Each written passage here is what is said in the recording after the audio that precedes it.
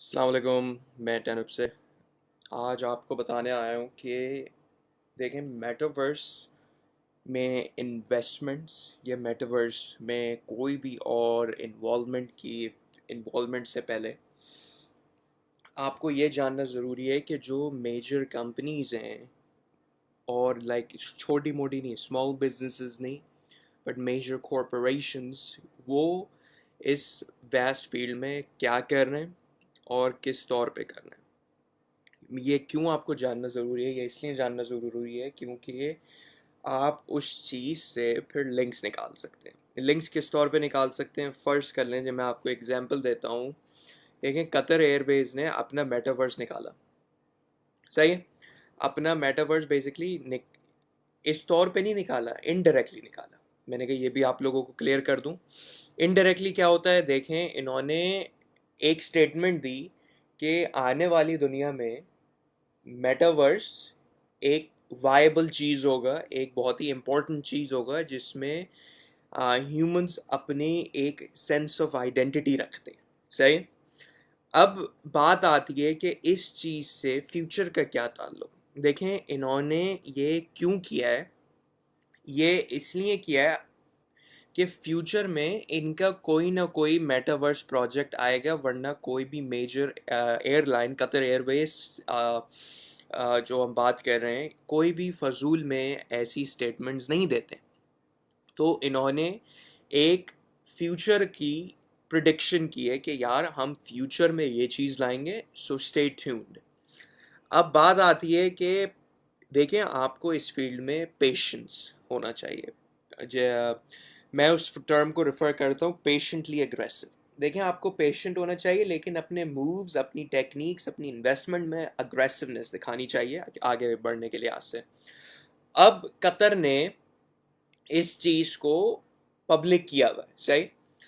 اب پبلک کرنے سے دیکھیں اس چیز کا ٹریکشن بڑھے گا. آپ اس کو اب فالو کر سکتے ہیں کس طور پہ کہ یار آگے جا کے یہ چیز شاید آنی ہے. کس طور پہ آنی ہے؟ میں اس کی ریسرچ کرتا ہوں کیسے آنی ہے. وداؤٹ اینی انویسٹمنٹ آپ اس پروجیکٹ کو یا اور بھی 5-6، صرف دیکھیں ایک پروجیکٹ کو آپ لے کے آگے تک نہیں چلیں. آپ ملٹیپل پروجیکٹس کو چلیں، جو اور میجر ملٹیپل پروجیکٹس کو آگے لے کے چلیں، جو کہ فیوچر میں آپ کو پتہ ہے کہ یہ کوئی سم سورٹ آف ریٹرن تو دے گا ہی دے گا. مطلب کوئی یہ فلاپ پروجیکٹ نہیں ہوگا، کیونکہ جب major corporations most of the time projects کو بیک کرتے ہیں تو وہ لازمی بات ہے آگے جا کے بڑھتا ہی پڑتا ہے ان ون وے اور اندر. لیکن وہی بات آ جاتی ہے کہ اگر کوئی ریسنٹ پروجیکٹ گراؤنڈ اپ سے بڑھ کر میجر بن جائے اور پھر اس چیز کو وہ پروموٹ کرنا چاہے، تو وہی بات آ جاتی ہے کہ وہ پھر ذرا سا ریڈ فلیگ میں آ جاتا ہے، کیونکہ وہ ریسنٹ بریک تھرو ہے.